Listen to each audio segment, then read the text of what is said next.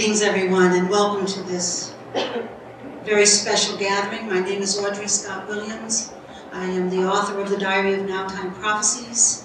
For the last decade, actually 12 years, I've been walking the planet for peace and change and love and compassion and awakening and the birth of a greater truth that combines us all in one beautiful web where our very existence is dependent upon our remembering.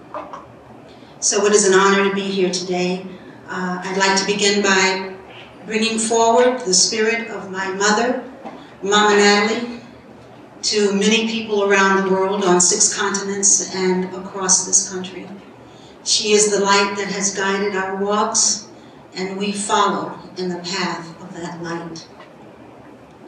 In honor of her, I'd like to start with a quote from Adrienne Rich. When a woman tells the truth, she is creating the possibility for more truth around her. And I am so grateful that our mothers told the truth. And so that as we walk in their paths and their footprints, we get to experience and express that truth in all that we are and all that we do. You saw there Mr. McClure, Mr. Heidi McClure, who is now an ancestor. I had the honor of traveling with him often, from Polynesia to South Africa, Benin, Togo, and different places.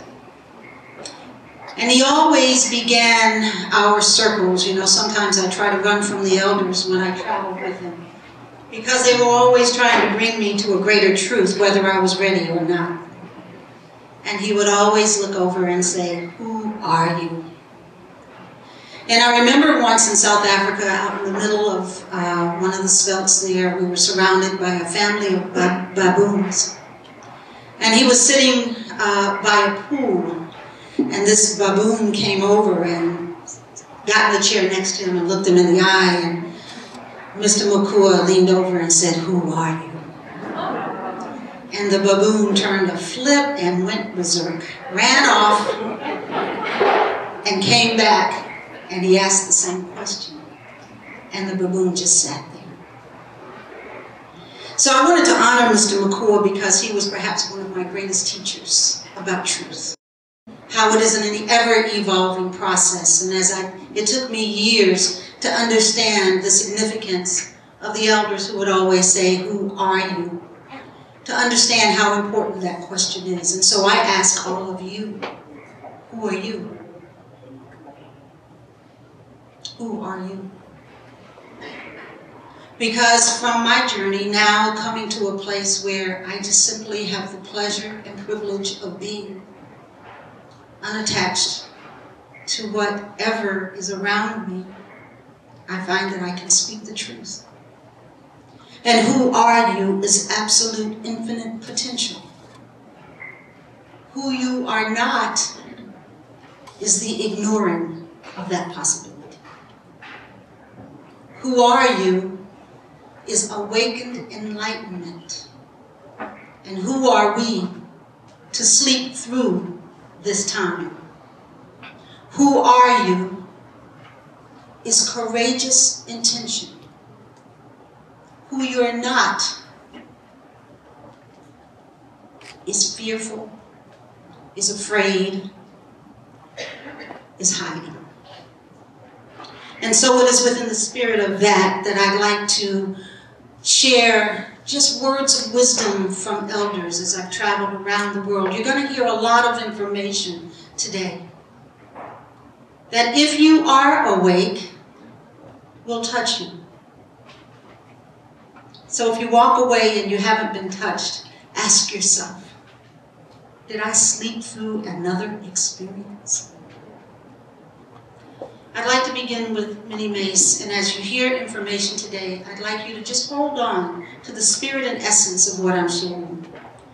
Auntie Minnie Mace, we met in Australia, and she was our connection around Australia to many of the Aboriginal communities. And when I got back, she sent me a prayer. And a part of that prayer was, let those whom the gods have revealed the truth make this truth grow, that the world may be illuminated by it, and that the children of the future may live in happiness in the knowledge of this truth. You see, as we talk about prophecy, it's so important on my path that each of us has a path, each of us has a key. But it's important on my path to say that prophecy, what is prophecy? But projected potential, projected possibility from what we have done in the past, how we have lived in the past. It's just projecting. It's an if-then statement. So let us just address the fact that all that we are living in right now is the if of who we've been. And as we entertain prophecy, as we think about prophecy and its impact on the world, we are now talking about the then part of the if. Because here we are, we have arrived at that moment. But what is so important to me isn't so much about what we're going to do out there. What is important to me is what are we going to do in our inner verse. In our inner verse. We had the Big Bang theory of the universe and the starting of the universe 16 billion years ago. And I firmly believe, from traveling around the world and being with elders and all that has been bestowed upon this privileged journey, is that we are now entering the Big Bang of the inner verse.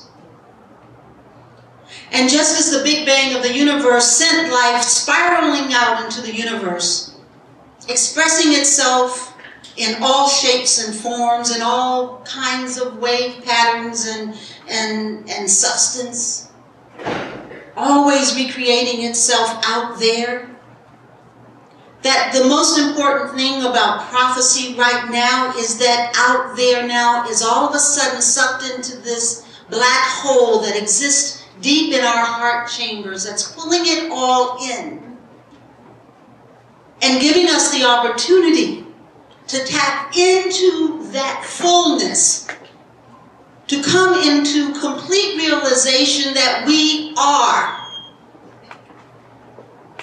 period.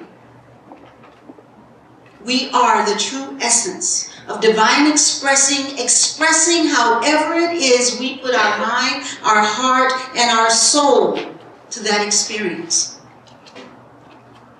Will the world come to an end? If enough of us are holding that vision, then surely that will be what happens. Will this be the beginning of an enlightened age? If enough of us hold that possibility, then it already is. But we can't be on the fringe now, because on the fringe never gets us anywhere. We're on the fringe when we're afraid to step forward into who and what it is we're being called to. This is a time of the great awakening.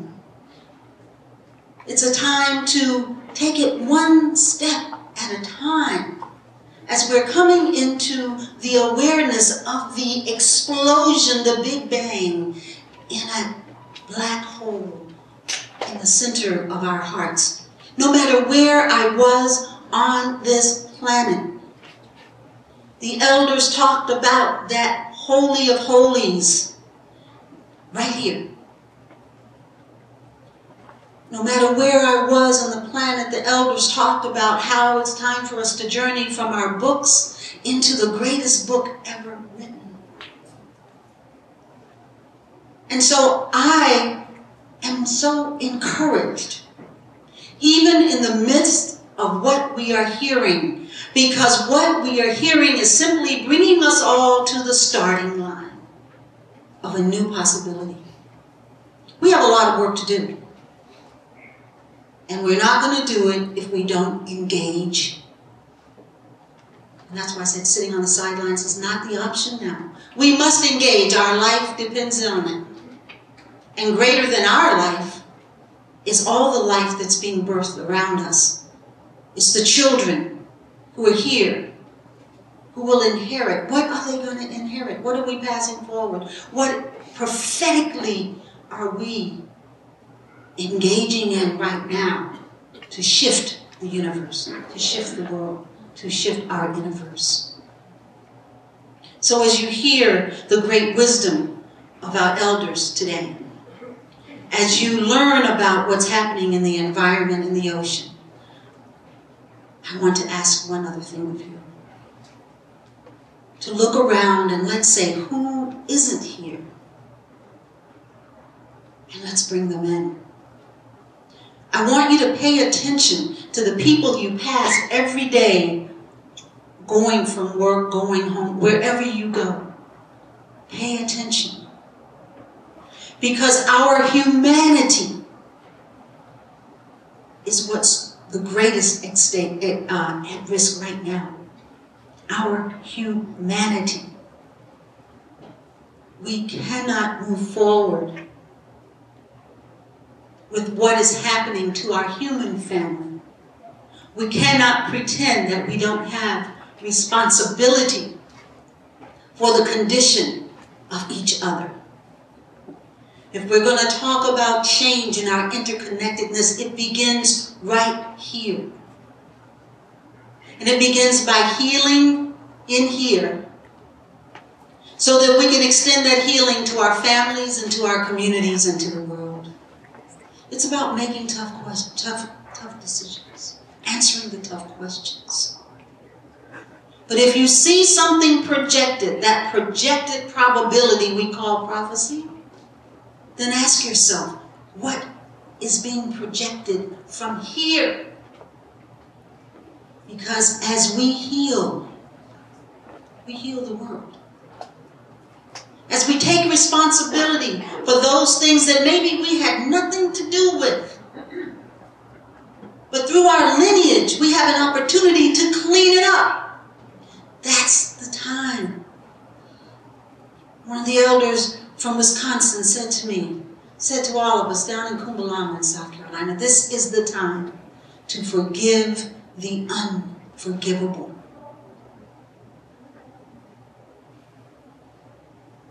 The time to forgive the unforgivable. We have to own it and let it go. Because if we can't do that, anything else we do will be temporal, will be temporary.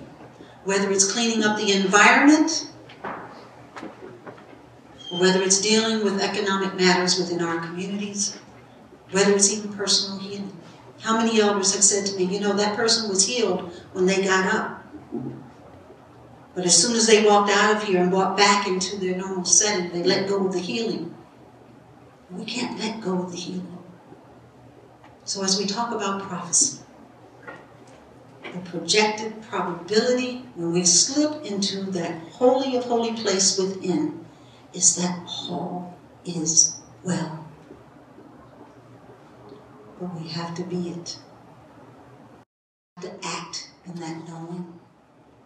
We are the ones we've been waiting for. What's good? With Mahatma Gandhi, I'd like to leave you with this statement. I'm not sure of my time, so I'm going to ask to be prompted. But Mahatma Gandhi said, there is a soul force in the universe, which if we permit it, will flow through us and produce miraculous results. And the grandmothers who have been my guides all my life, these 4 old ladies in spirit who've been bossing me around, making me crazy, but that's their job, always saying, if you can love enough, if you will live enough, and if you will let go enough, the seeds in you will flourish and the world will be reborn. Thank you from my heart to you.